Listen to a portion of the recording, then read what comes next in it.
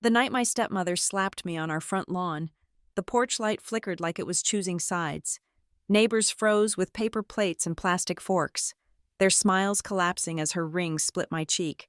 My father stepped between us, glanced at the gathering crowd, and said, "Helena, I'm sorry they saw." 3 years later, I walked into the 38th floor boardroom of Norcrest Dynamics with a smile, a subpoena, and the doorbell cam footage cued to play. My name is Rhea Calder. I'm 32. Greystone Hollow is not a neighborhood. It's a stage set. It's a Sunday night in late August, the kind of oppressive, humid evening where the air feels thick and yellow. The smell of freshly cut fescue grass is so strong it's almost chemical, a mandatory perfume. Every porch light is on, casting identical golden squares onto identical, weed-free lawns. The last thwack, thwack, thwack of synchronized sprinkler systems has just faded, leaving a damp, expectant silence. My 2018 Honda Accord feels like a sin here, a dull gray sedan in a sea of leased white BMWs and black Escalades. I pull into the driveway, the engine's click-click-clicking as it cools, sounding obscenely loud. All I want is a shower. My work blouse, a standard-issue blue polyester, is stuck to my back, wrinkled from a 12-hour shift in a cubicle that smells of industrial carpet cleaner and burnt coffee. She's blocking the front door, standing under the arched brick portico. Helena, my stepmother. She's backlit by the entryway chandelier, a silhouette in a cream-colored silk lounge set that probably cost more than my first car. She doesn't move. She just waits. I cut the engine. The silence of the suburbs rushes in, heavy and absolute, broken only by the high, thin Z of crickets and the distant, sandy scrape of a skateboard.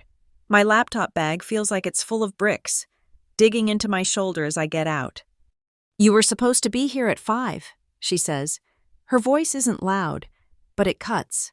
It's polished, precise, the voice she uses for her corporate webinars.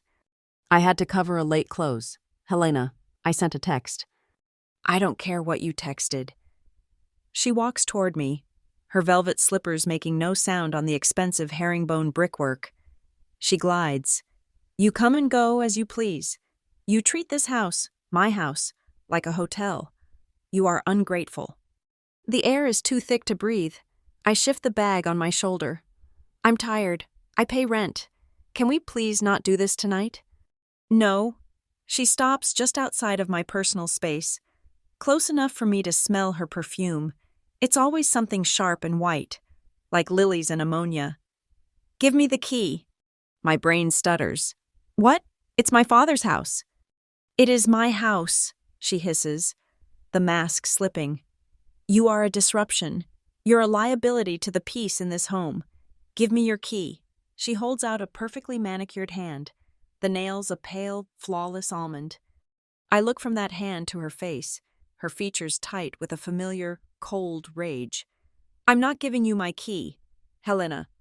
It happens faster than a thought. It's not a looping, theatrical swing. It's a short, sharp, economical movement, a piston. Her hand connects with my face.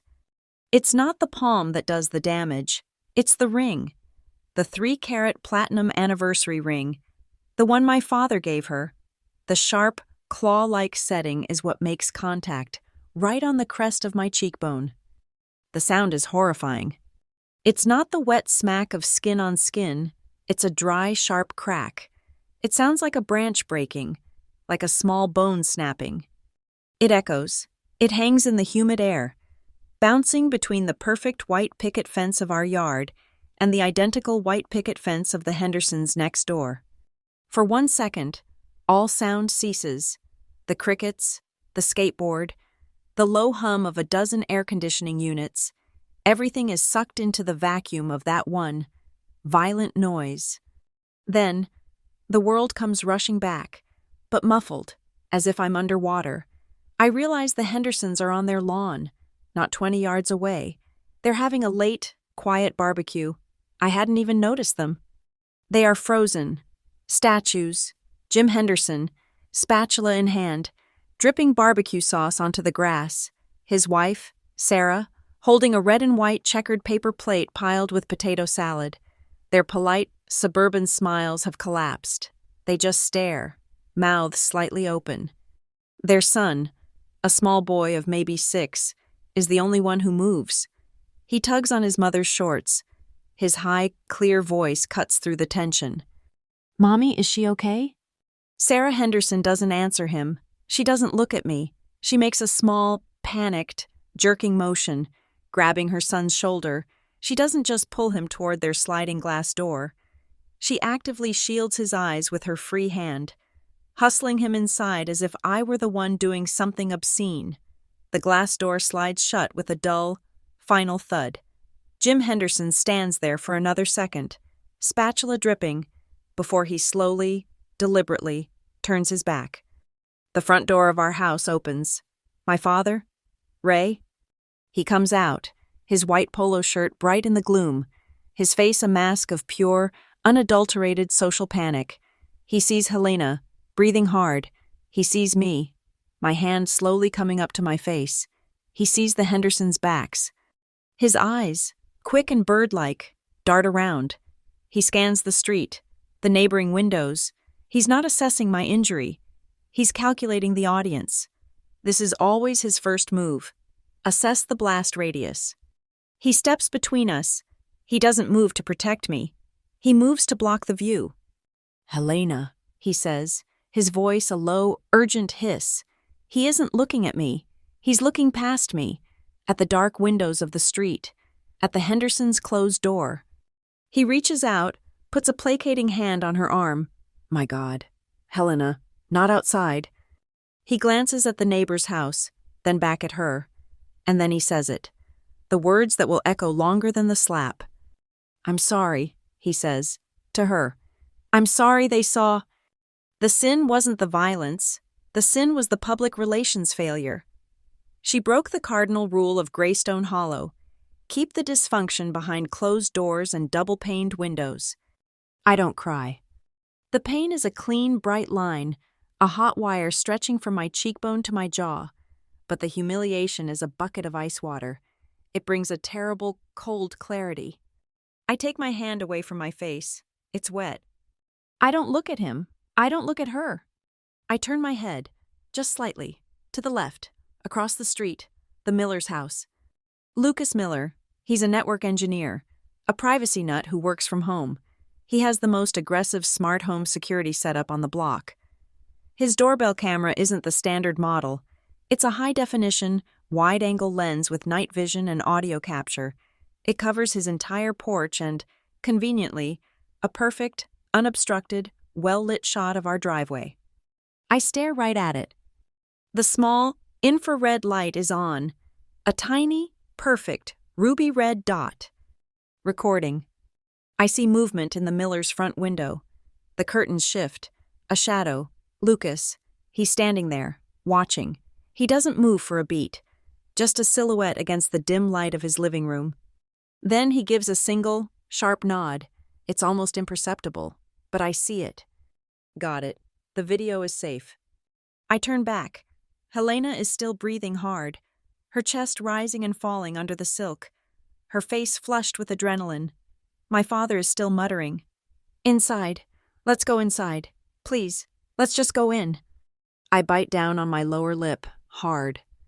The sharp, metallic tang of iron fills my mouth, mingling with the sweet, cloying scent of the cut grass. Blood, my own. The taste grounds me, the fire in my cheek, the throb in my lip. They aren't feelings. They are data points. I am Rhea Calder. I am 32 years old. I am a compliance and ethics officer for a Fortune 500 company. My job is not to feel. My job is to document, to assess, and to mitigate risk. And in that second, standing on the brick-paved driveway that smells like suburbs and failure, a different part of my brain logs on. The part I use at work. The cold, clean, logical part. A protocol activates. It unspools in my mind. A checklist. Step 1. Collect evidence. The doorbell cam. Time, 9:14 p.m. Sunday. Date, August 21st. Witnesses, James and Sarah Henderson. Reluctant. Lucas Miller. Confirmed. Physical injury. Laceration to left zygomatic bone. Step 2. Secure and store. Get the digital file from Lucas. Create 3 backups. 1 local, 1 encrypted cloud, 1 offline hard drive. Go to an urgent care clinic, not the family hospital. Get a report. Blunt force trauma. Take photos with a timestamp and a ruler for scale. Step 3. Select the venue. Helena thinks her stage is this driveway. She thinks her audience is the neighbors. She thinks the stakes are a house key and my submission. She is wrong. I look at her. The woman who is the chief people officer at Norcrest Dynamics. The woman who preaches psychological safety and zero-tolerance policies in company-wide all-hands meetings. I look at my father, the plant manager at the same company, the man who just won an award for his 180 days zero-incident safety record. My hand is steady. My voice, when I finally speak, is low and even. It doesn't shake. You're right, I say. I reach into my laptop bag, pull out the key ring. The jingle of the metal is sharp in the quiet. I slide the house key off the ring. It makes a small, metallic shing sound. I don't hand it to her. I toss it. It lands on the pristine, manicured grass at her feet, glinting under the yellow porch light. Keep it. I turn, get back in my car. I don't look at their faces. I put the key in the ignition, the action precise and mechanical. I put the car in reverse. The crunch of the tires on the asphalt is the only sound. As I back out of the driveway, I look in the rearview mirror. I see them. 2 perfect figures in a perfect suburban frame, frozen in a spotlight of their own making. And I see the small, red, unblinking eye of the camera across the street, bearing witness. The file is open. The clock is running. My cheek is a universe of pain. It has its own gravity, its own pulsing sun, driving away from Greystone Hollow. I don't turn on the radio. I listen to the thrum of the engine and the louder thrum in my head. The world outside the windshield is a smear of streetlights and manicured lawns, a long, blurry tunnel of suburban denial. The Calder family brand, as Helena likes to call it, was officially launched the day she married my father. I was 16. Overnight, our quiet, grief-numbed house was transformed. The drab beige walls were painted a bright, optimistic Swiss coffee. Our sullen, frozen pizza dinners were replaced with organic chicken roasted with rosemary from a pot on the windowsill. Helena didn't just move in. She executed a corporate-style rebranding. We became the model family of Greystone Hollow. There are photographs to prove it. Us at the annual neighborhood picnic, Helena in a white sundress, my father beaming in a new Tommy Bahama shirt, me in the background with a fixed, hostage-like smile, Helena's famous lemon bundt cake at the bake sale for the elementary school, always the first to sell out, a feature in the local community newsletter about my father's work with the Neighborhood Watch, sponsored by Norcrest Dynamics Community First Initiative. It was a masterpiece of social engineering. We weren't just a family. We were a living, breathing advertisement for wholesome, upper-middle-class stability. The architect of this campaign, of course, was Helena herself. In her professional life, she is Helena Ward, Chief People Officer of Norcrest Dynamics, a multi-billion-dollar logistics and packaging conglomerate. If you scroll through her LinkedIn profile, you'll find a polished monument to corporate compassion. She posts articles with titles like Fostering Psychological Safety in a Hybrid Workforce and The 5 Pillars of a Truly Empathetic Leadership. She hosts webinars on building a zero-tolerance culture. There are photos of her smiling on panels, gesturing with an open, inviting hand, her tagline permanently affixed beneath her name. People are our most valuable asset. Their safety is our sacred trust. My father, Ray Calder, is the plant manager for Norcrest's largest regional packaging facility. He's the boots-on-the-ground component of her strategic vision. While she writes the policies from the 38th floor, he implements them on the concrete floor of the factory. He wins awards for safety records. She presents the awards to him at company town halls. They are a closed loop, A perfect, self-sustaining ecosystem of power. She is the mind, he is the hand, and together, they are Norcrest's golden couple, a testament to the company's family values. It's no accident that I ended up in compliance and ethics.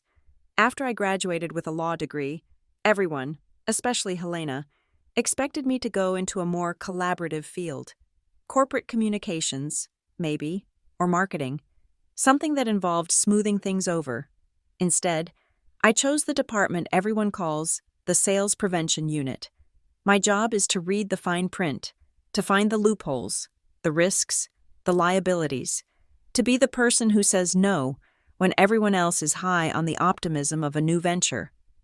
People think my job is about making things difficult for others. They're not entirely wrong, but it's really about seeing the architecture of a system, understanding its stress points, and knowing exactly where it will break under pressure. I learned the basics at home. For years, every bruise was a story.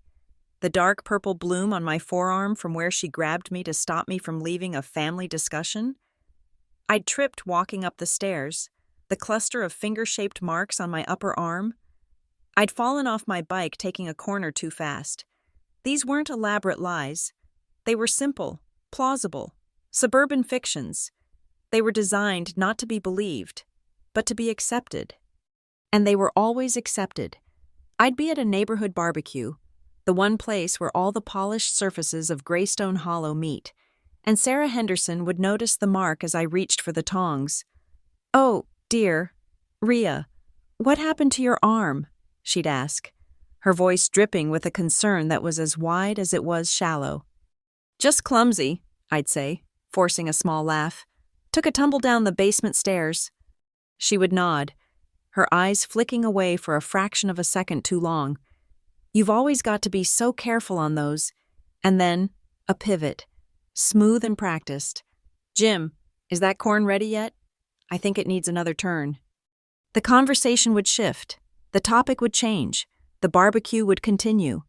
The lie wasn't for me. It was for them. It was a social lubricant, a small shared fiction that allowed the pleasantries to continue, that allowed Jim to keep grilling his corn and Sarah to keep scooping her potato salad without the messy inconvenience of having to do something. They heard, they nodded, they passed the ketchup. When I was 25, I finally saved enough to get my own apartment. It was a small, one-bedroom place 20 miles away from Greystone Hollow, a buffer zone of strip malls and highways between my life and theirs. It was the first time I could breathe, but the illusion of freedom was short-lived. "We need a key," Helena had announced, not asked, as my father carried in the last box. "For emergencies, just so we know you're safe." It wasn't for emergencies, it was for inspections. I'd come home from work to find a throw pillow refluffed. A dish in the drying rack moved. Once, a sticky note on my fridge. "You're out of milk.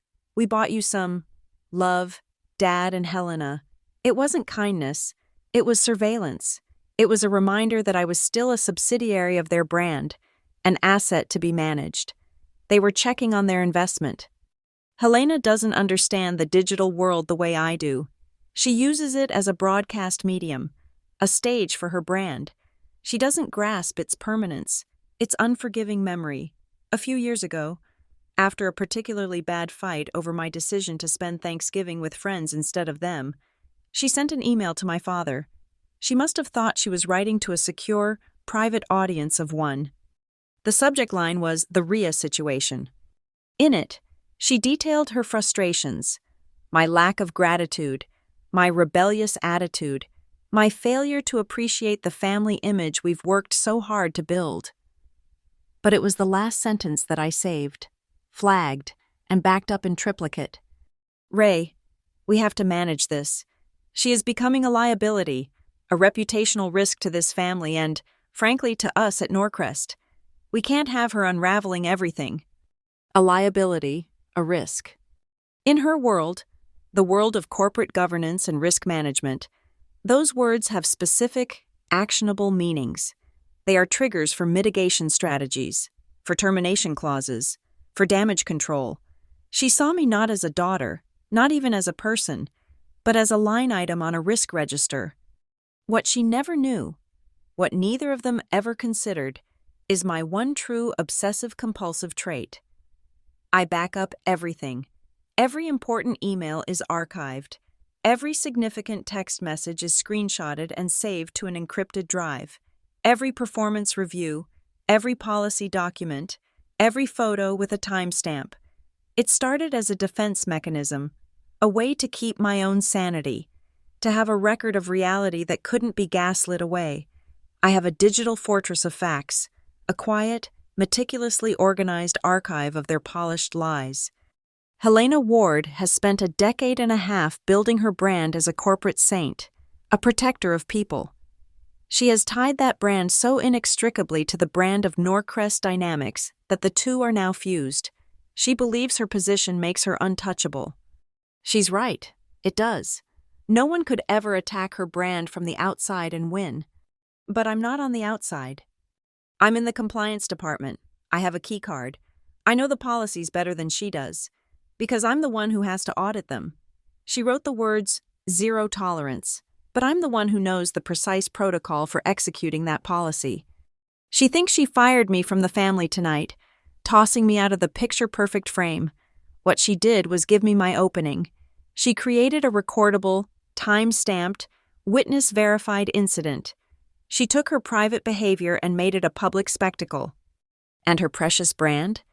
Her carefully constructed image of corporate empathy and safety? It's not just her weakness.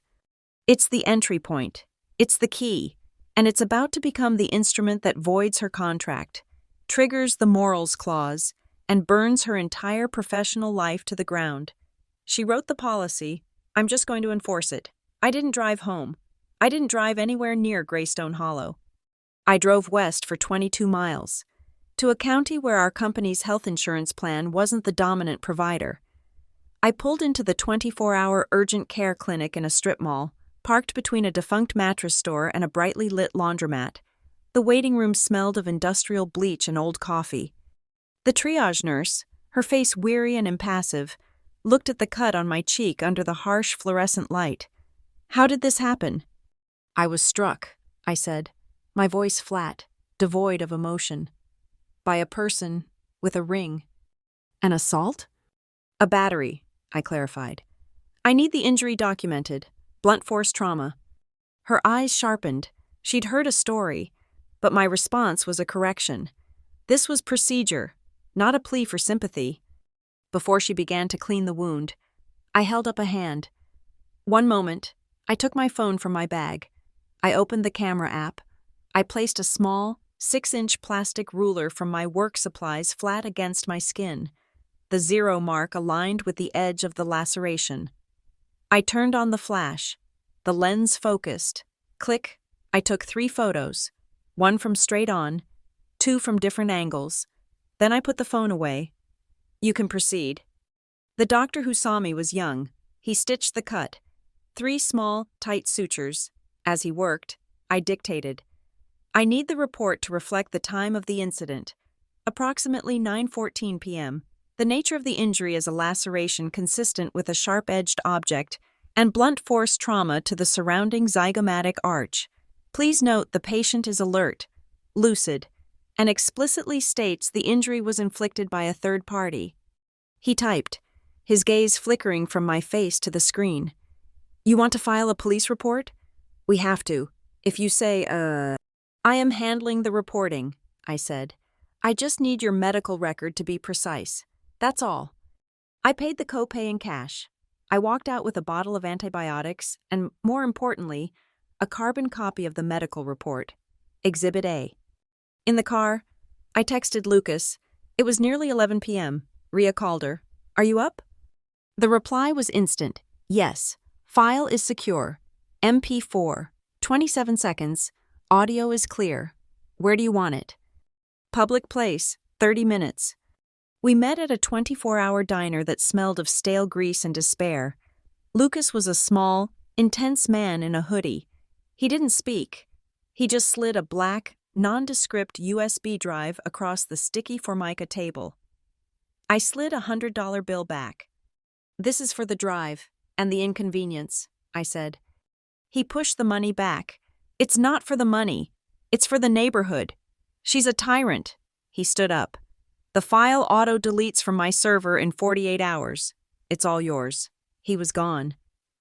By 3 a.m., back in my own apartment, the protocol was complete. The 27-second MP4 file, a crystal clear, night vision video showing the slap, the sound, the crack, and my father's "I'm sorry they saw," existed in 3 separate, secure locations. 1. A local, air-gapped external hard drive, stored in a fireproof safe in my closet. 2. An encrypted container, uploaded to a secure, zero-knowledge cloud server based in Switzerland. 3. The original USB drive, which I would place in a safe deposit box at a bank across town the next morning. The evidence was collected. It was secured. Now, I began to build the case. I didn't sleep. I sat at my workstation, the triple monitor setup I used for work, and I began to dig. My job title in the Ethics and Ethics system grants me Level 8 auditor access. HR's job is to protect the company from lawsuits. My job is to protect the company from its own people, especially those in power. I logged into the ethics hotline mainframe. This is where the anonymous tips, the fears, the whispers, all come to be cataloged, and often to be buried. I opened a new case file. I didn't title it Helena Ward or Rhea Calder. I titled it Quiet File, 1021 XX. I coded it Level 4, Executive Review, Internal Investigation, Restricted Access. This file was now invisible to anyone below the General Counsel and the Board's Audit Committee. It was my digital fortress. I started by uploading the video, the medical report, and the time-stamped photos. Then I went hunting for a pattern. I ran a filtered search on the database. Keywords: Helena, CPO, intimidate, retaliate, struck, shove, one flag, 14 months prior, an anonymous report filed through the web portal. Subject: behavior of CPO. Report: I witnessed Helena Ward teach her executive assistant a lesson today. The EA made a mistake on a budget spreadsheet for the board. Helena closed the door to her glass office. She was screaming. Then she grabbed the EA's arm and shoved her. The EA was crying. Helena told her to fix her face before the next meeting. This isn't the first time. We are all terrified of her. The file was marked, closed, unsubstantiated. The listed resolution: informal discussion with CPO by HR partner. CPO denied the claim. EA resigned 2 weeks later, citing personal reasons, no further action taken. Of course, HR had investigated their own boss, a structural conflict of interest. But I wasn't HR. I cross-referenced the date of the report with Helena's official company calendar. 9:00 a.m., 11:00 a.m. Q2 budget deep dive, confidential. I pulled the attendance logs. The EA was badged in. Then I pulled the EA's timesheets. She had clocked out at 11:05 a.m. that day. The reason code: personal sick leave.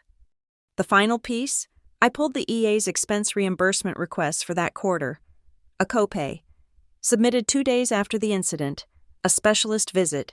I ran the address of the clinic, an orthopedic specialist, for a wrist sprain. The anonymous email was corroborated. The pattern was established. This wasn't a family matter. It was a documented, pre-existing, and concealed professional liability. My phone buzzed on the desk. A new text message. My father. Rhea, please, don't make this a big deal in the neighborhood. We can sort this out at home. Call me. I stared at the message. Don't make this a big deal. He wasn't asking if I was okay. He wasn't apologizing. He was performing risk management. He was attempting to contain the damage to the Calder family brand TM. I didn't screenshot the text. I plugged my phone into my forensic workstation and initiated a full, bit-for-bit backup of the device. The text message was now a piece of evidence, complete with its original, unalterable metadata: time, date, sender ID, and the cell tower location he'd sent it from. It was proof of his awareness and his immediate, instinctive move toward concealment.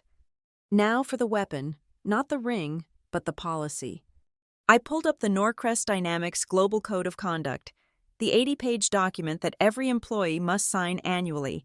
I scrolled to Section 4RA, Workplace Safety and Zero Tolerance Policy. I knew the words by heart. I'd helped draft the last revision. Norcrest Dynamics is committed to a safe, secure, and respectful environment. The company has zero tolerance for any act or threat of violence, intimidation, or aggression. This policy applies to all employees, including senior officers, contractors, and partners. This policy extends to any conduct, whether on or off company premises, that adversely affects the company's reputation or the safety and well-being of its people. The clause I'd fought for, whether on or off company premises. And at the bottom of the policy, the official PDF stored on the company server, was the digital signature of the executive who had commissioned and approved it. Helena Ward, Chief People Officer. She had built her own gallows. I was just bringing the rope. But the board wouldn't just fire her for being a hypocrite. They would fire her for being a financial risk. My final search was not in the HR database. It was in the legal drive. Under vendor contracts, I opened the master file for the company's multi-million-dollar directors and officers, D&O, liability insurance. The policy that protects executives and the board from lawsuits. I spent an hour reading the fine print, and then I found it. The exclusion clause. The insurer shall not be liable to make any payment for any claim arising from, based upon, or attributable to, any deliberate, fraudulent, criminal, violent, or malicious act, if said act was known and willfully concealed by a senior officer or representative of the assured.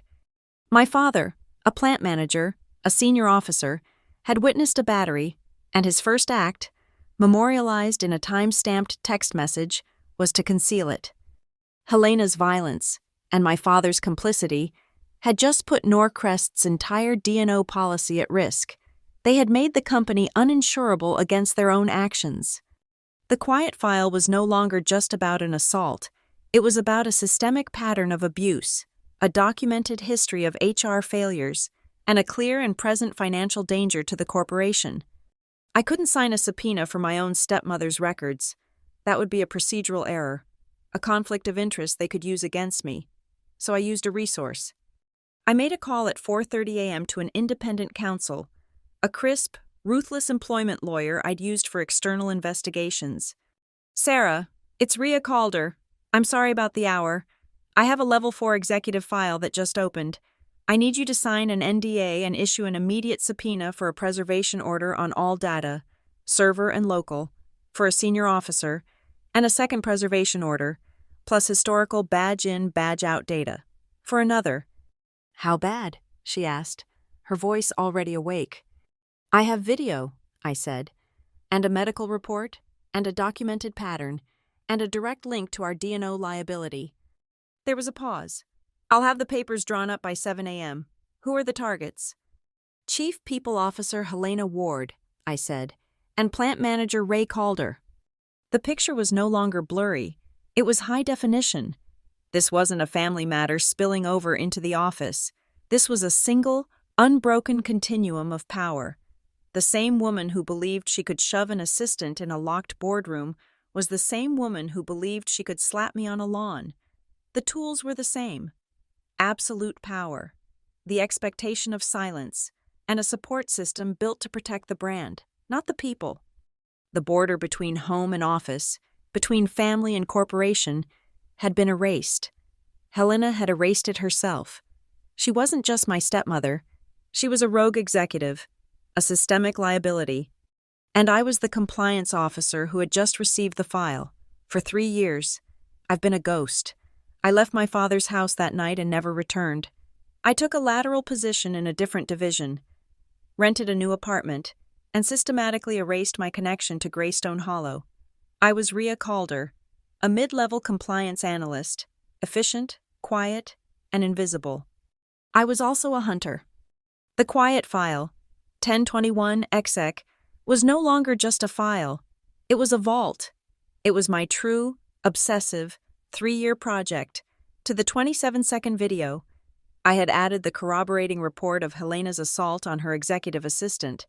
I'd added 2 more anonymous, cross-verified reports of verbal abuse from the ethics hotline, both shut down by HR. I'd added the text message from my father, and I had waited. I was a mid-level employee. I had the evidence, but I had no standing. I had the bullet, but no way to pull the trigger. Then, 3 weeks ago, the email that changed everything. My boss, David Blythe, the VP of Global Ethics, was going out for an emergency triple bypass. His email to the senior leadership team was short. I will be on medical leave for a minimum of 8 weeks, effective immediately. Rhea Calder will serve as acting head of compliance. She has my full authority. All ethics escalations will route through her. Just like that, the system gave me the key, a temporary, C-level authority, the power to sign, the power to convene, the power to launch a special investigation on my own authority. And then, this morning, the second piece fell into place, an email from our CEO, Alistair Finch. Subject, celebration, announcing our June all-hands town hall. The email was nauseating. It was a digital victory lap, all bright corporate graphics and exclamation points. Team, our latest engagement scores are in, and we haven't just met our goals, we've crushed them. Norcrest has officially been certified as a no-one culture workplace. I want to invite all 14,000 of you to our global live stream event this Friday, June 10th, to celebrate this incredible achievement. The agenda was attached. 1 p.m., CEO's welcome, Alistair Finch. 1:15 p.m., our people, our passion, a deep dive into our number one culture, hosted by Chief People Officer, Helena Ward. 1:30 p.m., special commendation, 180 days, 0 incidents, presented to Plant Manager, Ray Calder. 1:45 p.m., Q&A. 2 p.m., close. It was perfect, a stage, built for her, an audience of 14,000, and a spotlight, shining directly on her and my father, the golden couple of Norcrest. She was the architect of the culture. He was the proof of its success. The countdown started. I had 72 hours. My first call was to the executive comms team, the people managing the live stream. Hi, Tom. Rhea Calder, acting head of compliance. I need a slot on Friday. A slot? Rhea? The deck is locked. We're in final rehearsals. Helena has the 1:15. I understand, I said, my voice cold and flat, the new, borrowed authority sitting on my words. Per the new interim protocols for executive leave, all hands events must now include an ethics spotlight. It's mandatory. I need 5 minutes. Slot me in directly after the safety award. There was a heavy sigh. After Ray? That's fine. 5 minutes. 1:35 p.m. Send me your slide. Singular. I'll have it embedded, I said. It's a special file. My second call was to Ben, a senior admin in network security. He owed me. I had quietly made a compliance violation on his record disappear last quarter, a minor infraction, but one that HR would have used to fire him. We met in the humming cold of a server room on the 29th floor. No cameras. Ben, I have a 5-megabyte MP4 file, I said. I handed him an unmarked thumb drive. It needs to be embedded in the town hall deck. Slide 12. It must be hosted locally on the presentation machine, not on the stream server. It must not be pre-cached, and it must only play when triggered by my specific clicker. Device ID 774A. He looked from the drive to my face. He'd been at the company for 10 years. He'd seen C-suite pets come and go. He knew what a controlled demolition looked like. Is this a security test? He asked, his voice low. It's an ethics case study, I replied. Anonymous. Got it. He didn't smile. Slide 12. Clicker 774A, locally hosted. They won't see it coming until it's on the screen. Thank you, Ben. Don't thank me, he said, plugging the drive into a terminal. Just make it count. My final task was the invitation.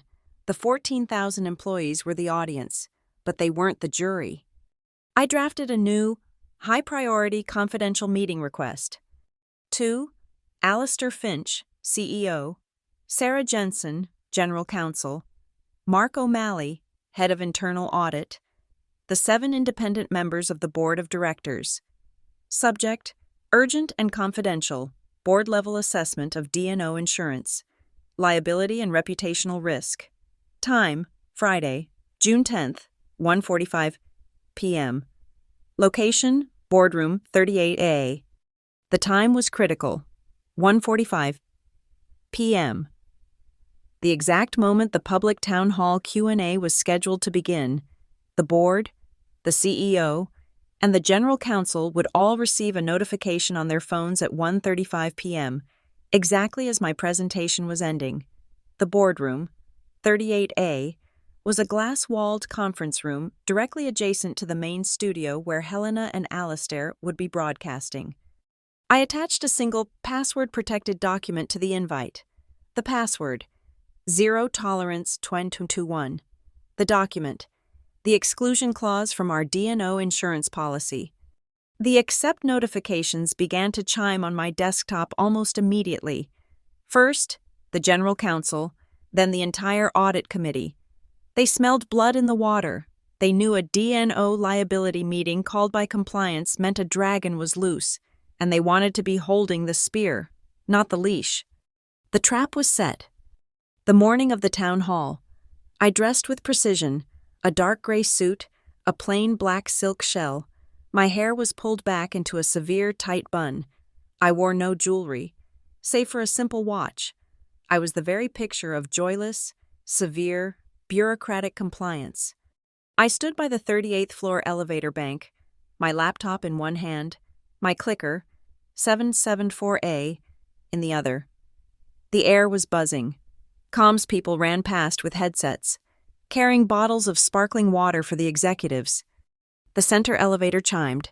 The doors slid open. Helena stood inside. She was a vision in cobalt blue, a dress that screamed power and cost more than my monthly salary. Her hair was perfect, her makeup, camera-ready. She was flanked by her 2 primary HR VPs, who looked at me with open surprise. "Ria," Helena said. Her smile was 1,000 watts. It was the smile she used for LinkedIn, for the stage, for the neighborhood picnics. It was a weapon of mass disarm. "I was so surprised to see your name on the agenda. A last-minute addition."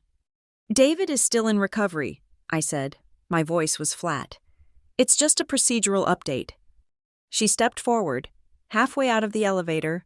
Her VPs stayed inside, watching.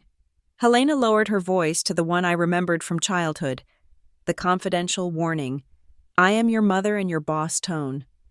"Good," she said, her smile becoming a fixed, plastic thing. "Just remember what these town halls are for. They are about celebration, morale.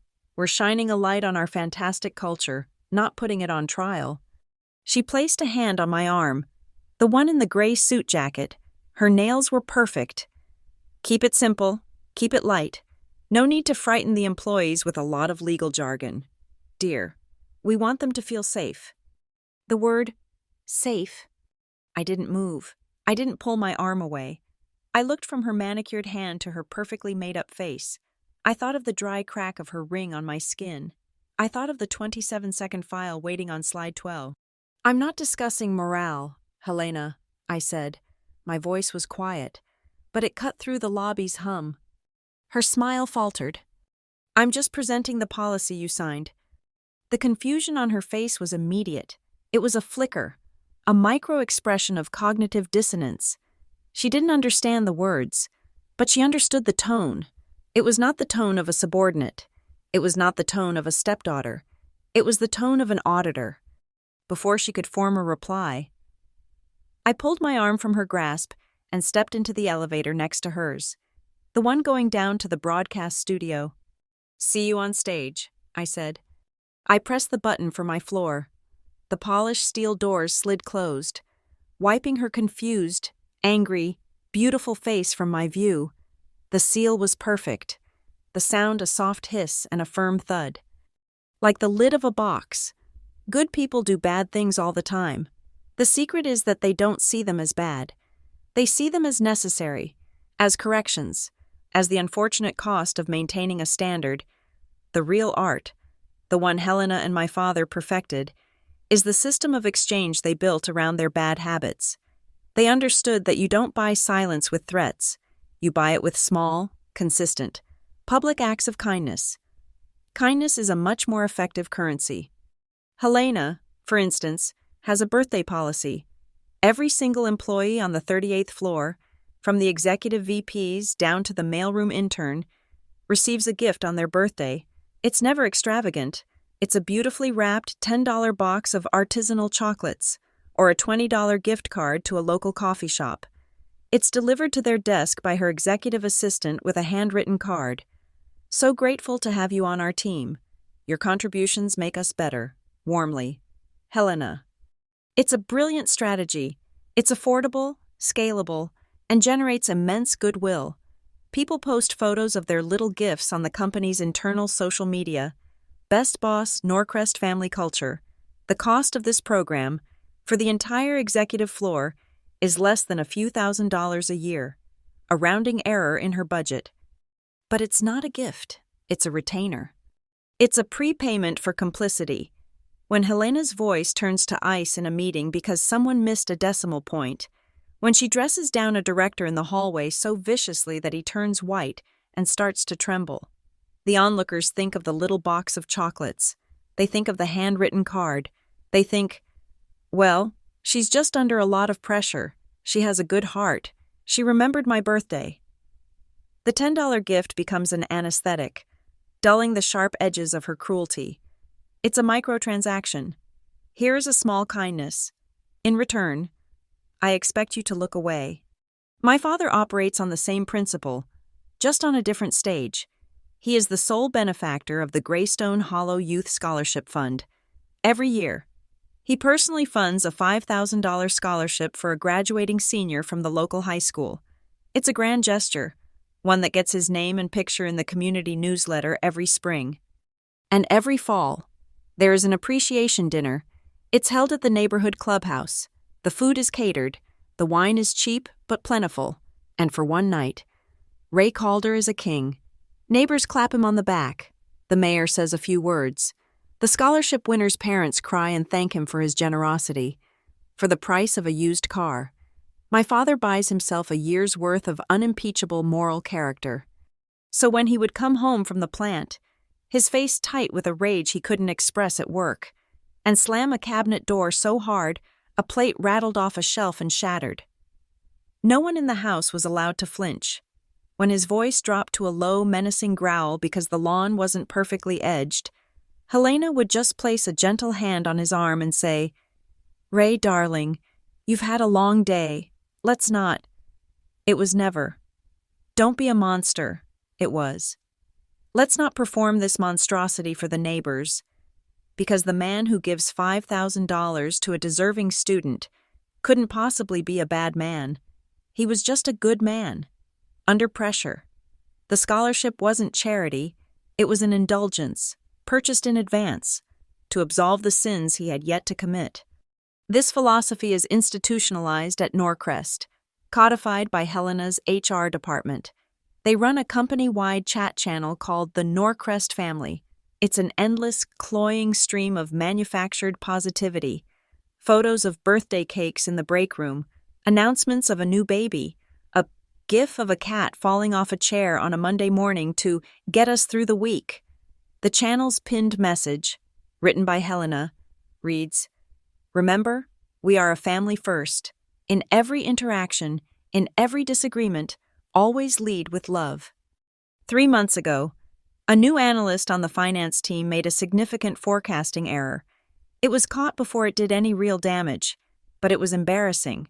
I know from the ethics hotline logs what happened next. Helena called the analyst into her office. The door was closed. For 20 minutes. People walking past could hear a low, relentless, furious monologue. The analyst, a bright young woman fresh out of business school, walked out with her head down, her face pale. She went directly to the 4th floor women's restroom and, according to two separate witnesses who filed reports, locked herself in a stall and sobbed for nearly an hour. The next day, a photo appeared on the Norcrest family channel. It was a selfie, taken by Helena. In it, she had her arm wrapped tightly around the young analyst. Helena was beaming. The analyst was attempting a smile, but her eyes were red-rimmed and hollow. Helena's caption: "Mentoring our amazing new talent. We all make mistakes, but in the Norcrest family, we learn, we grow, and we heal together. So proud of this one for her resilience. Led with love healed." The post got over 800 likes. The young analyst resigned 6 weeks later. The system worked perfectly. The abuse was delivered in private. The healing was performed in public. The transaction was complete. Over the past 3 years, my quiet file has grown. After the story of the analyst, I started to dig deeper. Using encrypted back channels to talk to former employees, I found 3 people, all from different departments, all of whom had worked closely with Helena.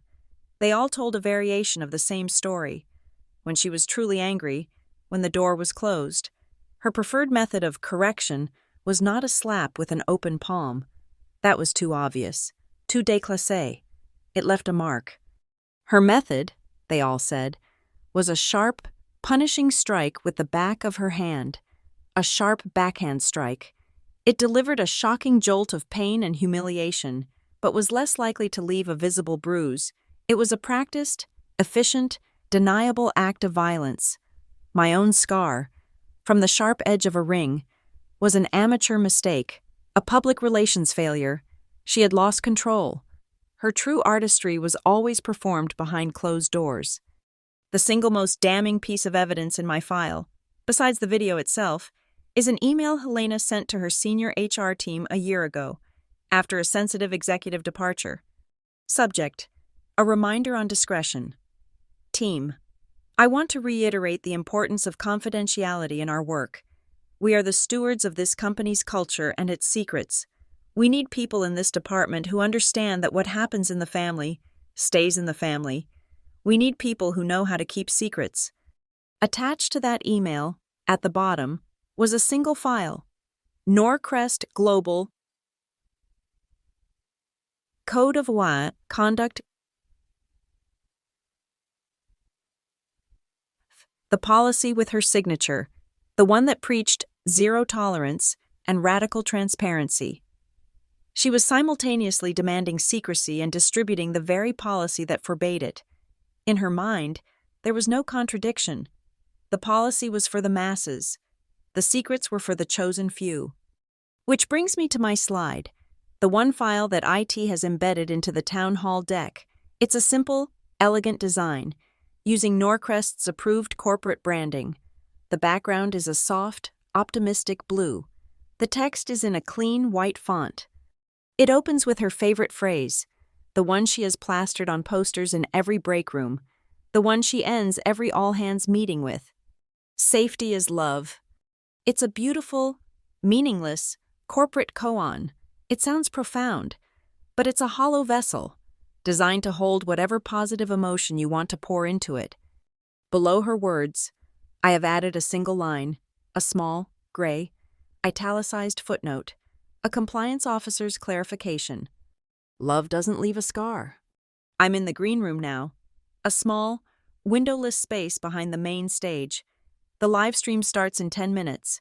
A production assistant has just handed me a bottle of water. I can hear the murmur of the virtual waiting room through the speakers, the sound of 14,000 people logging in. I look at my reflection in the large, brightly lit makeup mirror. The suit is perfect, impersonal, authoritative. My face is calm. I lean closer. There it is, on my left cheekbone, just below the eye. The light has to be just right to see it now.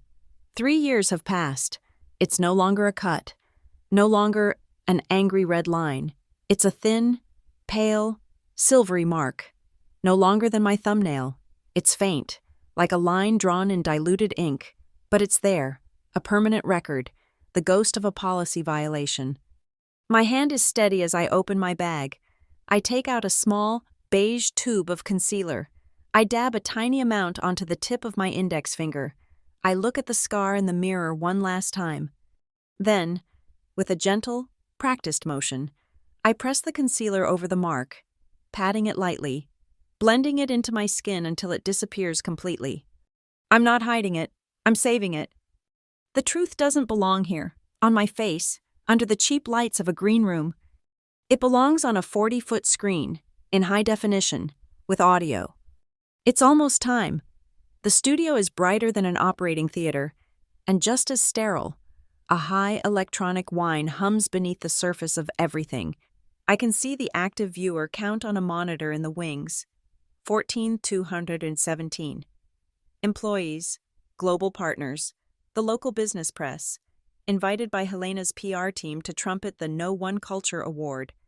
Alistair Finch, the CEO, is finishing his introduction, his face projected 40 feet high on the LED screen behind the stage. He's all silver hair, expensive dentistry, and booming optimism. And now, he beams, the woman who made this all possible, the architect of our People First initiative, our Chief People Officer, Helena Ward. The pre-recorded applause track swells, a digital ocean of approval. Helena glides into the center spotlight, dressed in her power blue dress.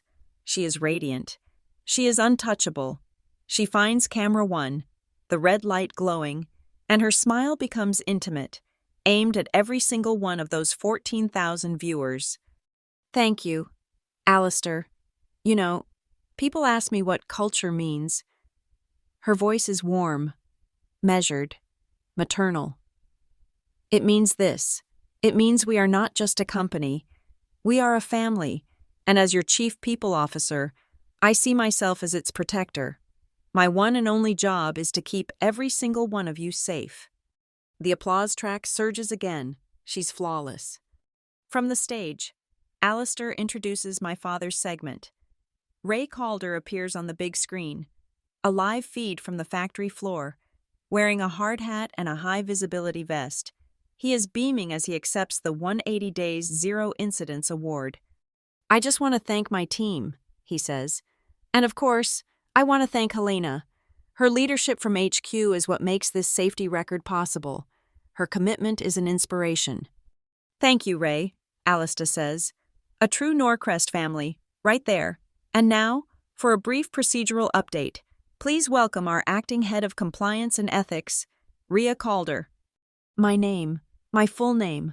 I hear a small, sharp intake of breath from Helena's hot mic, a tiny electronic gasp of surprise. She hadn't connected the name on the agenda with the ghost from her past. I walk into the light. The heat is immediate. I feel the 3 massive camera lenses swing toward me. I am a small gray suit in a universe of cobalt blue.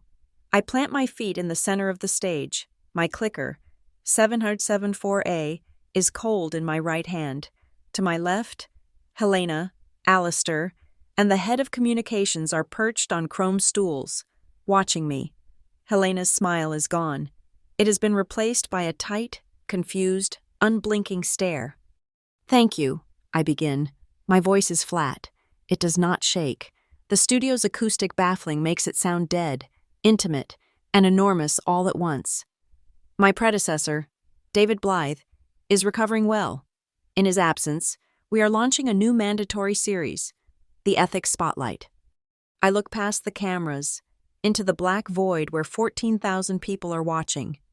Today's case study concerns personnel risk and the critical intersection of off-premises conduct and corporate liability. The source of this case study is a legally obtained, time-stamped recording from a common household security device. I press the button. Click. The 40-foot screen behind me cuts to black, plunging the studio into a disorienting gloom. Then, the file plays. It's not broadcast quality. It's grainy. Green and black night vision. The wide-angle lens is unmistakable. A driveway. A porch light. The timestamp in the corner. 08/21/2022, 21/14/02. The 14,000 viewers see what Lucas Miller's doorbell saw. They see Helena's silhouette. They see my younger self. They see her hand move, a short, sharp piston. And then, the sound. The crack. It is not a slap. It is a sound of impact. It's dry, sharp, and absolute. It cuts through the sterile silence of the studio with sickening fidelity. A complete, stunned silence. No crickets, no music, just the dead air after the impact. Then, a new voice, my father's, low, urgent, panicked. "Helena, I'm sorry they saw." The video is 27 seconds long. It feels like an hour. It ends. The screen goes black. I am not looking at the screen. I am watching Helena. Her face is a monument to collapse. The blood has drained from it, leaving a sallow, waxy mask. Her mouth is open. Her eyes, wide with pure, animal panic, dart from the black screen to my face, then to Alistair. She knows the audio. She knows the ring. She knows the source. The air in the room has been vacuum sealed. No one breathes. The chat feed on the prompter, which had been scrolling with "Congrats Ray" and clapping emojis, has frozen. It is a solid, static block of text. I press the button. Click. My slide appears, the one with her words. "Safety is love," but I don't read it. I hold up a single, laminated card. "Norcrest Global Code of Conduct, Section 4A, as mandated for all employees," I say, my voice cutting the silence. I read, "The company has zero tolerance for any act or threat of violence, intimidation, or aggression. This policy applies to all employees, including senior officers.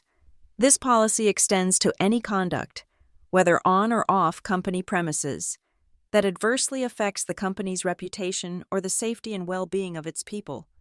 I pause. This policy was approved and electronically signed by Chief People Officer Helena Ward. In the control room, Ben hits his cue. A graphic overlay appears on the screen, a clean white data block, like a subtitle on a news broadcast. Event timestamp, 21/14/02, 08/21/2022. Event type, physical assault, code 4A, source, kinetic HD doorbell, audio video. Status, verified. Chain of custody secure. This is... Helena finds her voice. It's a choked, strangled thing. Her microphone is hot, amplifying her panic to 14,000 people. "Alistair, this is a doctored, private family matter.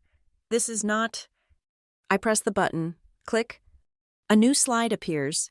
It is a simple, stark screenshot of a building access log. Badge in.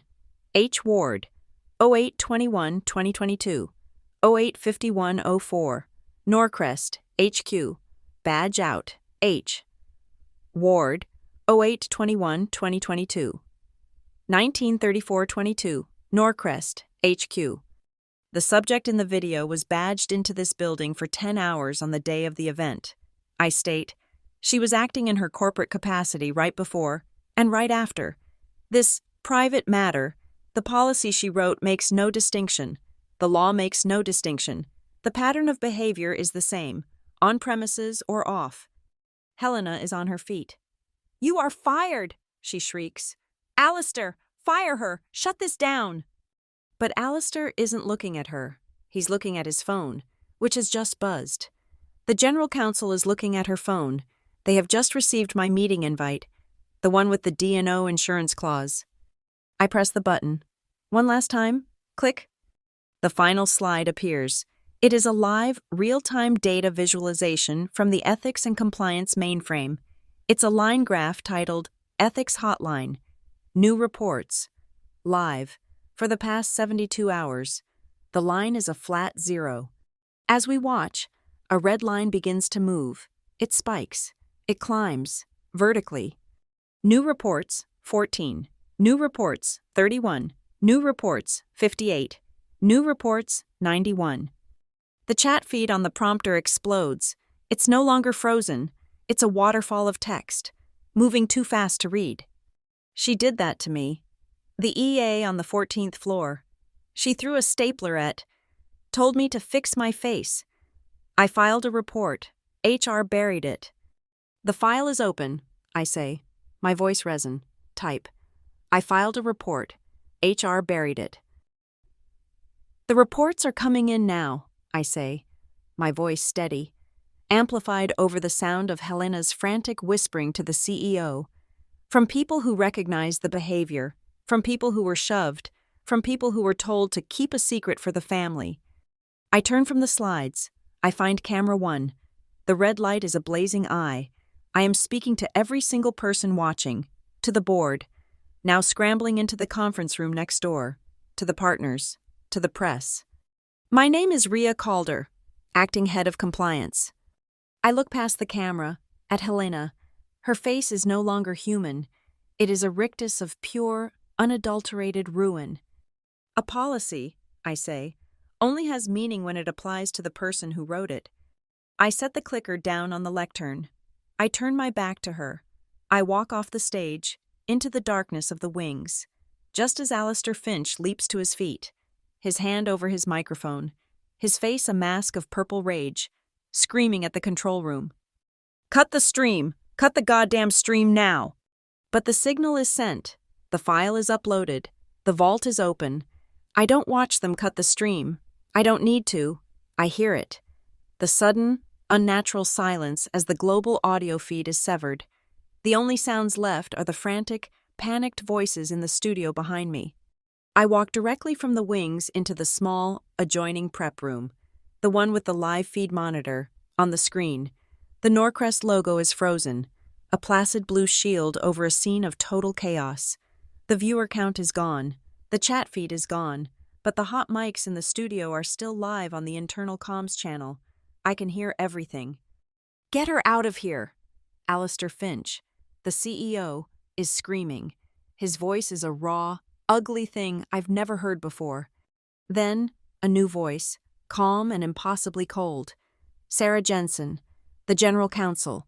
She has stepped onto the stage, a folder in her hand. Her microphone picks up her whisper to Alistair, but it's a whisper that carries the weight of a court order. "Alistair, shut up," she says.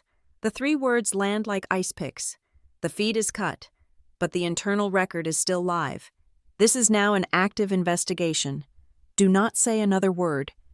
There's a beat of stunned silence, then Sarah's voice again, a low murmur directly into Alistair's ear, but the sensitive microphone catches the 3 critical words. Immediate suspension recommended. I watch the scene unfold on the monitor like a silent film. A junior HR manager, pale and trembling, is summoned by one of Sarah's legal aides. He's handed a tablet. He begins typing, his fingers clumsy on the glass screen. A few seconds later, a system-wide notification flashes across the bottom of the internal monitor feed. System alert. H. Ward. CPO. Status: suspended. Pending investigation. All access revoked. On the stage, Helena is trying to use her phone. Her face is contorted with a fury so profound it's almost inhuman. She stabs at the screen. I know what she's seeing. Her corporate email app, logging her out. Her access to the company servers, severed. Her digital existence at Norcrest, erased in an instant. She looks up, her eyes landing on the side stage door that leads to the executive suite. She takes a step. An alert flashes on a security monitor I can see from the doorway. Access denied. H. Ward, exec wing. The light on the card reader outside the door has turned from green to red. She is physically, digitally, and metaphorically locked out. Suddenly, a new commotion erupts from the live feed coming from the factory floor, still visible on a smaller monitor. My father. He has ripped off his hard hat and is shouting directly into the camera, his face purple with rage. "This is a disgrace, a setup. This is a private family matter." His voice, tinny and distant, crackles through the studio speakers. "You can't do this. That's my daughter. This is about family." Sarah Jensen doesn't even turn to look at the monitor. She speaks quietly into her cufflink mic. "Security? Escort plant manager Ray Calder from the premises. Immediately. He is on administrative leave. Effective now." On the monitor, two uniformed security guards appear behind my father. He struggles for a moment, his voice rising in a pathetic, desperate crescendo before his microphone is cut. They lead him away. A zero-incidence hero one moment, a suspended liability the next. I turn away from the screens. My work here is not done. I walk out of the prep room, into the glass-walled corridor that connects the studio to boardroom 38A. The entire board, Alistair, and Sarah are now gathered inside, their faces grim. I don't knock. I open the door. All conversation stops. 12 pairs of the most powerful eyes in the company fix on me. I am no longer an invisible analyst. I am the executioner. I walk to Sarah Jensen, the general counsel. I place a single, sealed manila envelope on the polished mahogany table in front of her. Madam General Counsel, I say, my voice formal, procedural. Pursuant to the initiation of Special Investigation 1021-XX, this is the signed preservation order, subpoenaed by independent counsel, for all data on company-issued devices assigned to Helena Ward.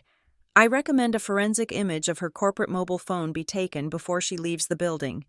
Sarah looks at the envelope, then at me. There is no warmth in her eyes, but there is a flicker of something else, a cold, professional respect. The order is received and will be executed, she says. She slides the envelope to her chief paralegal. Have forensics meet security at her office, now. As if on cue. The CEO's phone buzzes violently on the table. He glances at it, and the last of the color drains from his face. It's from AIG, he says, his voice a hollow shell. Our D&O carrier. They saw the stream before it was cut.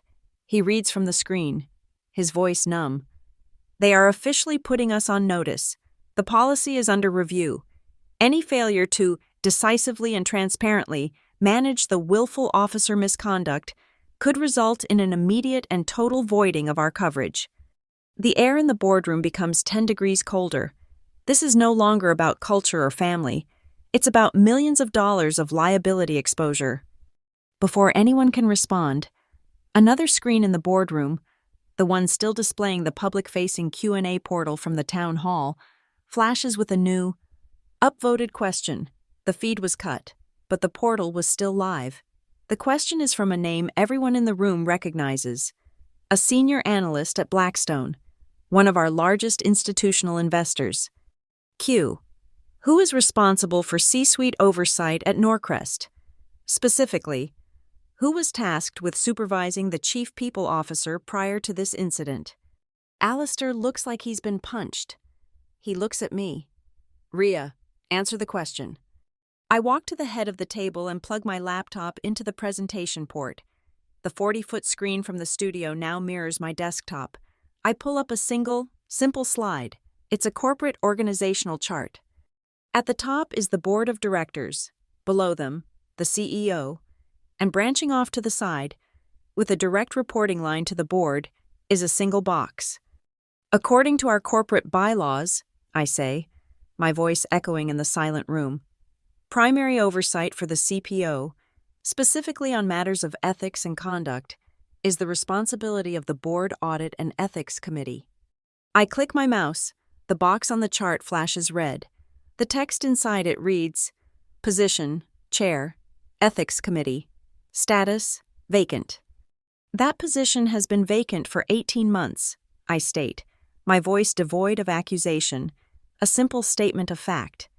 It was streamlined into the general audit function at the recommendation of the Chief People Officer, who argued in a memo dated January 12, 2024, that a separate ethics chair was a bureaucratic redundancy in a high-trust, no-one culture environment. The silence in the room is absolute. I have not just shown them a crime. I have shown them the blueprint of how the perpetrator dismantled the alarm system before she committed it. Alistair Finch, the CEO, stares at the vacant box on the screen. He looks at the Blackstone question on the other monitor. He looks at the AIG email on his phone. He looks at the ruin of his no-one culture celebration. Finally, he looks at me. His face is no longer angry. It is the face of a man doing brutal, rapid, bottom-line calculus. "We are reinstating that position," he says, his voice hard as iron. "Effective immediately, today." "A sound decision," I reply. However, a committee chair is only as good as the information they receive. The existing ethics hotline is internal, managed by HR, and only operates during business hours. The data shows it has been ineffective. I click to my final slide. It's not a slide. It's a proposal, a one-page document. Proposal: implementation of a third party, 24/7, anonymous ethics and compliance reporting system. Vendor: Apex Global Compliance. Cost: $250,000 annually. This system is administered by an external firm, I say. It guarantees anonymity. It operates around the clock, in all languages. All reports are routed simultaneously to the General Counsel and the Chair of the Ethics Committee. They cannot be altered or buried by internal management. It is the industry best practice for a company our size, and our size of risk. I unplug my laptop. I have made my case. I look around the boardroom. The bright, warm, celebratory lights of the town hall studio next door are off. The only illumination in here is the cold, blue-white light of the monitors. Reflecting on 12 grim, calculating faces, the party is over. The damage control has begun. The warm, fuzzy feeling of family has evaporated, replaced by the sharp, metallic taste of liability. The lights are no longer warm. They are clinical. They are unforgiving. And they are all, for the first time, pointed in the right direction. The chaos of the global broadcast did not penetrate the walls of Conference Room 38C. This was a room designed for terminating executives. It was a small, soundproofed cube of double-glazed glass and gray upholstery, a human resources biohazard containment unit. The air was dry, filtered, and humming with a low, oppressive stillness. There were no cameras. There were no microphones, except for the ones I brought. They were brought in separately. Helena was already seated when I entered. She was still wearing the cobalt blue dress, but it looked different now, like a costume after the play has ended. Her posture was broken. The radiant CPO was gone, replaced by a woman who looked hollowed out, her skin waxy under the flat fluorescent lights. Her hair was still perfect. My father was escorted in by a single silent security guard. He wasn't in handcuffs. He was just a suspended employee, politely requested to attend a meeting. His factory floor safety vest was gone. He just looked like a man, old, gray, and terrified. He sat next to his wife, but they didn't touch. I sat opposite them. I placed my black leather briefcase on the table and clicked it open, but I didn't take anything out. Not yet. We sat in that sterile, humming silence for a full minute. It was a contest of wills.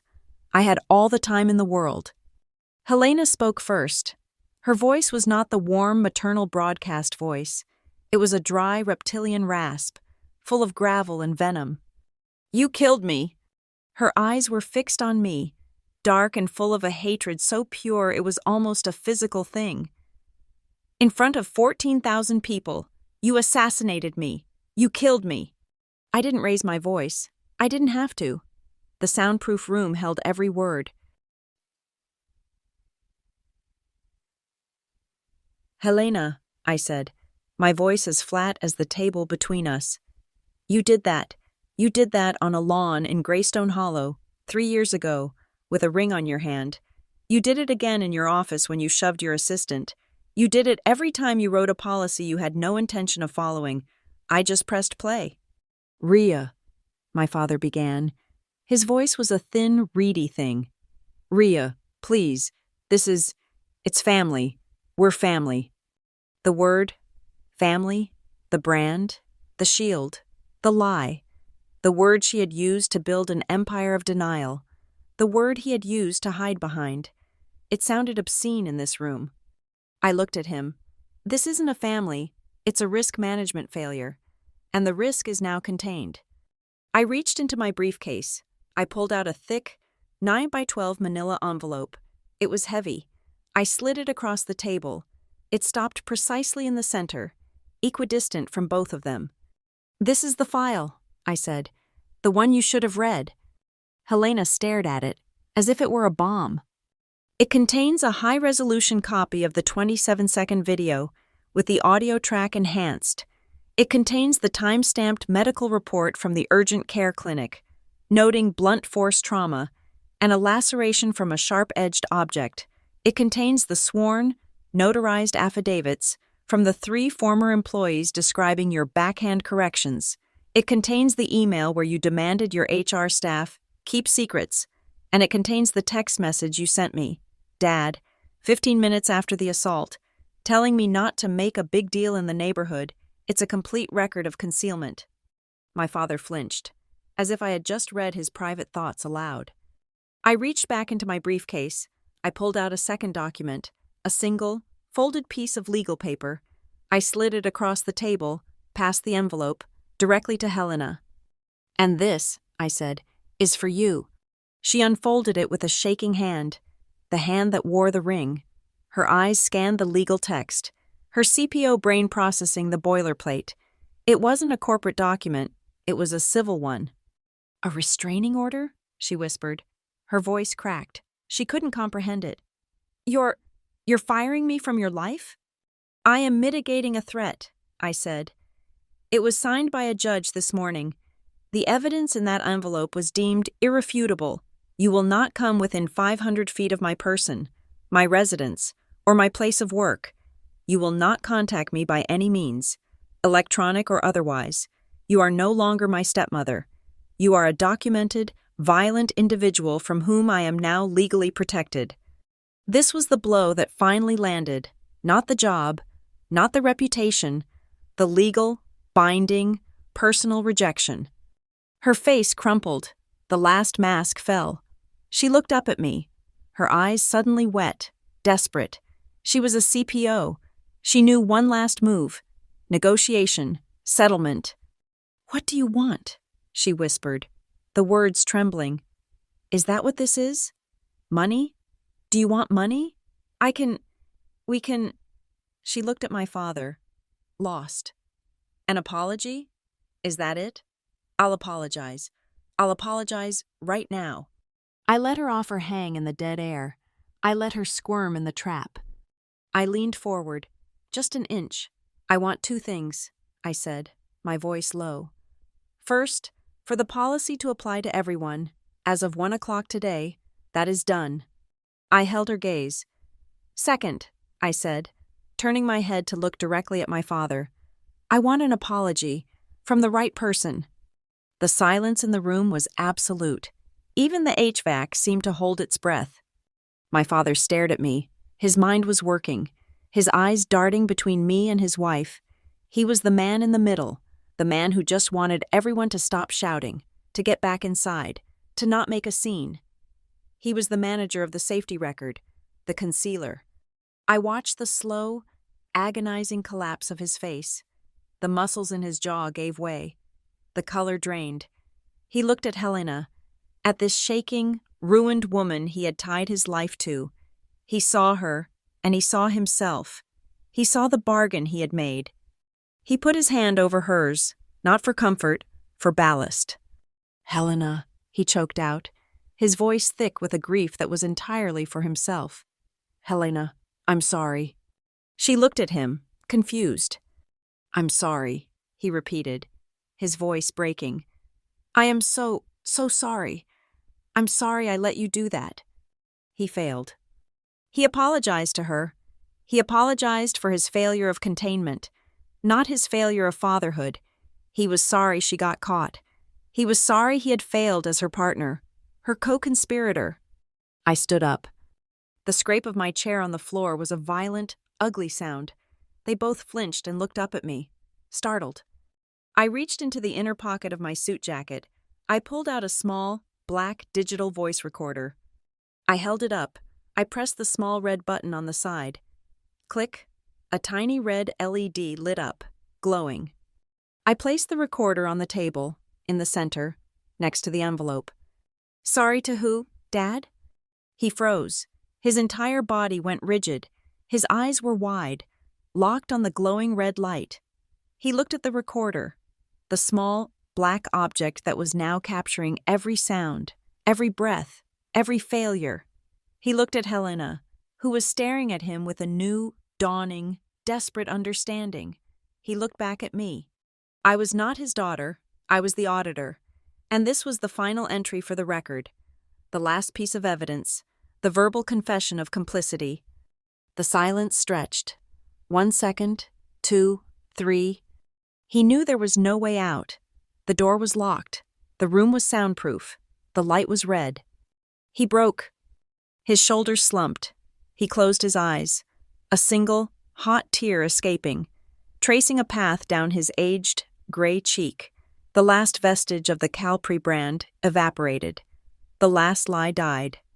He opened his eyes, and for the first time, he was not looking at a liability or a problem to be managed. He was looking at me. His voice was a bare, broken whisper. "You—" I left the recorder on the table, still glowing, still capturing the sound of my father's broken confession. I closed the door to room 38C, sealing them in with their new, shared reality.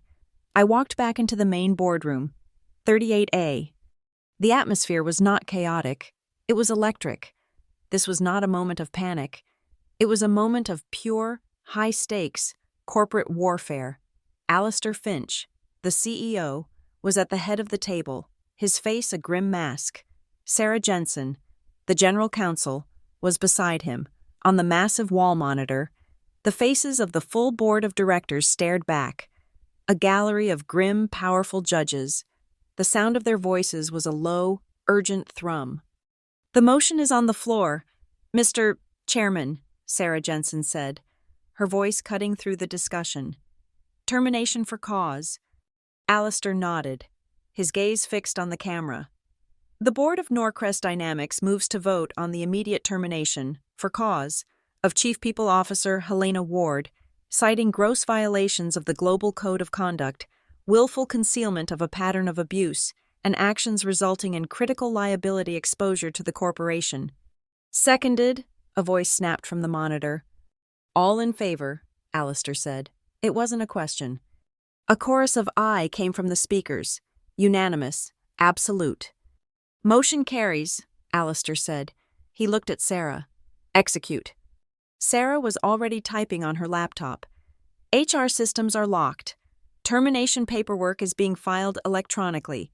Security is en route to escort Ms. Ward from the premises. Her separation is effective as of this minute." Alistair took a breath. "Next item, Ray Calder." Sarah's face was stone.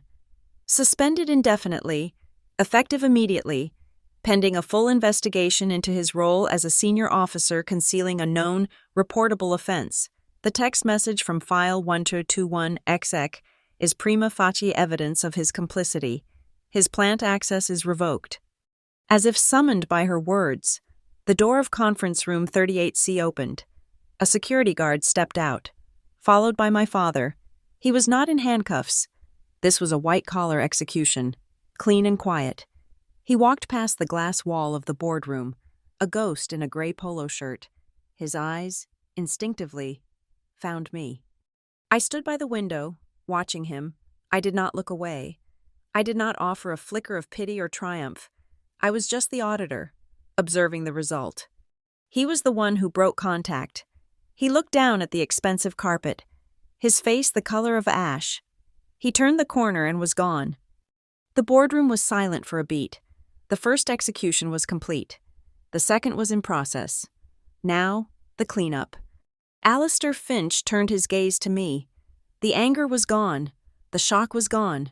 All that remained was cold, hard, executive pragmatism. "Ms. Calder," he said, the name tasting foreign and new in his mouth. "You identified the rot. You exposed it.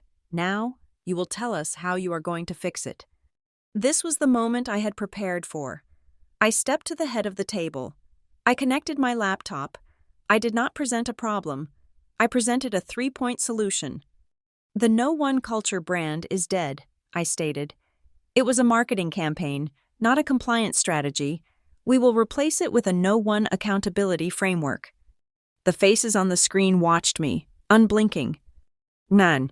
Immediate, mandatory recertification on Code of Conduct, Section 4A, for all employees at the Vice President level and above, including the board.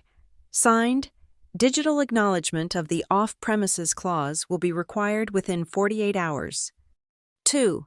As discussed, immediate implementation of the Apex Global Third Party, 24/7, anonymous hotline. The contract is on the General Counsel's desk. It needs a signature. 3. A full, independent, external audit of the entire Human Resources Department, its practices, and its historical case files, to be commissioned by and delivered directly to the new, reinstated chair of the Board Ethics Committee. We will find every buried report. We will find every closed, unsubstantiated file. We will exhume them all. A hand went up. It was the head of communications, her face pale. We have a problem. The press, Reuters, the Journal, the local tech reporters who were on the stream, they're all asking the same question. What did Norcrest Compliance know, and when did it know it? They think this was a cover-up. All eyes turned back to me. Was I the next head on the block? I have already prepared a statement for the General Counsel, I said, sliding a single sheet of paper to Sarah. It contains the complete, verifiable timeline. Quiet file, 1021.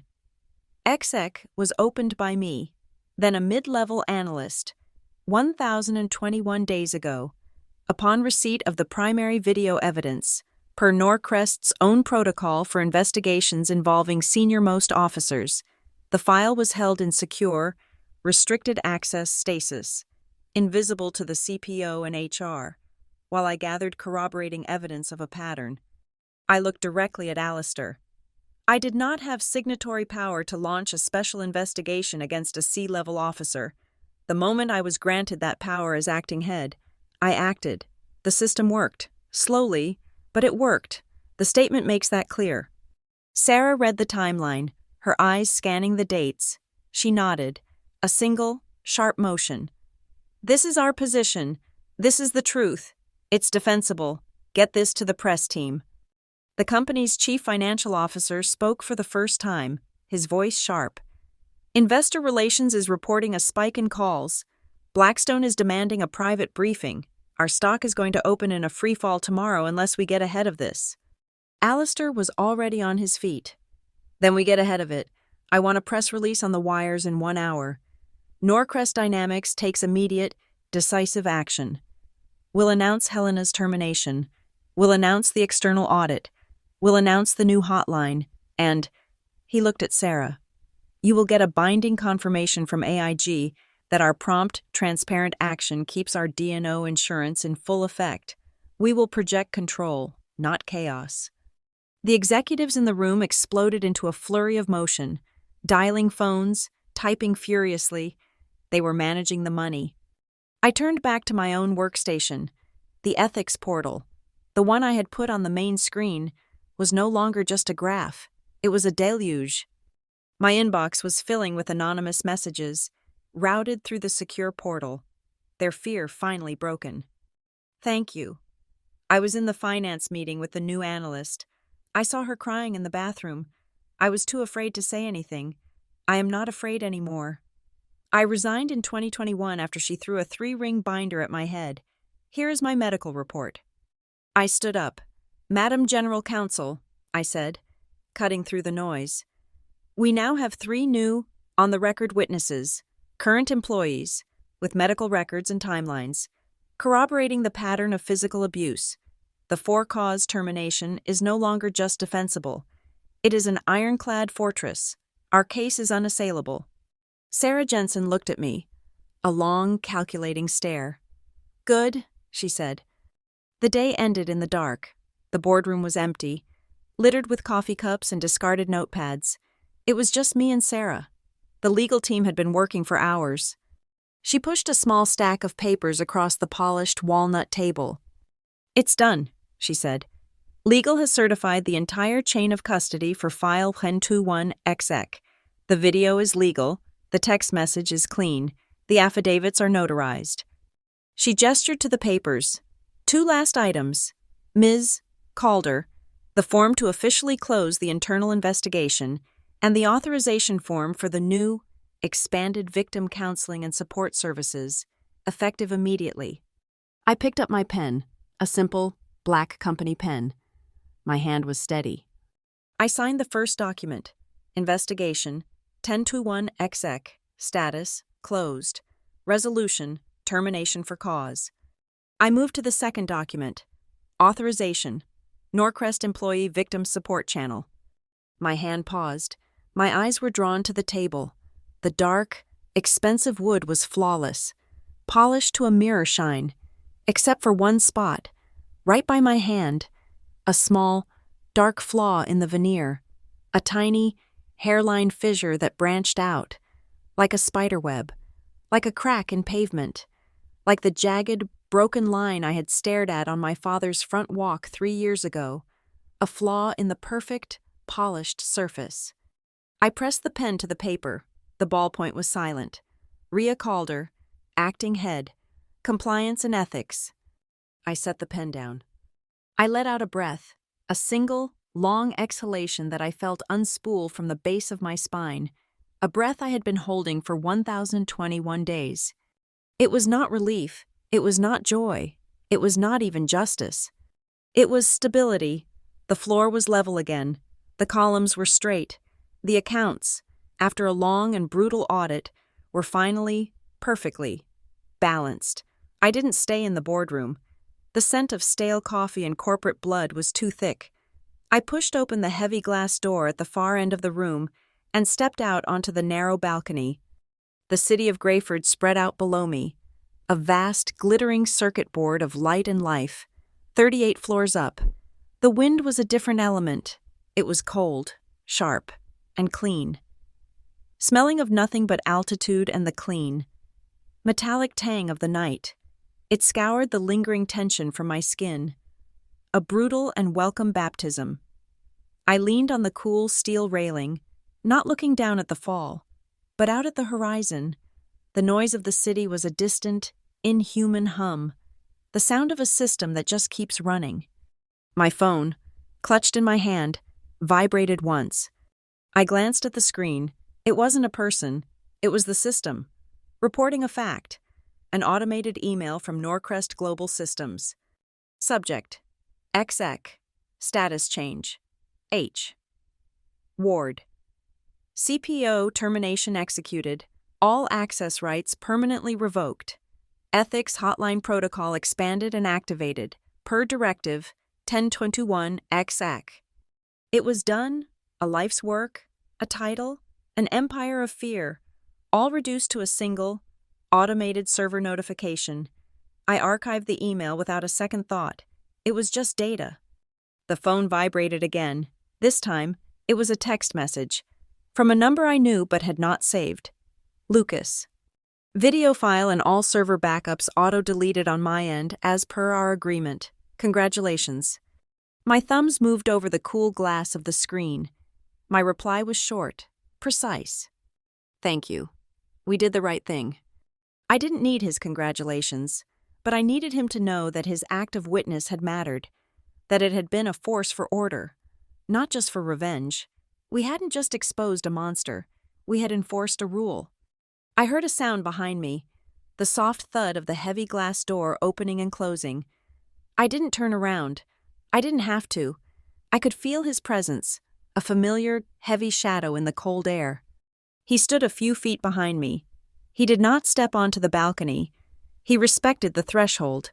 He stood in the doorway, caught between the artificial light of the boardroom and the vast, cold darkness of the night sky. He was a man standing in a frame. After a long, silent moment, his voice came, small and broken, almost stolen by the wind. "I'm sorry, Rhea."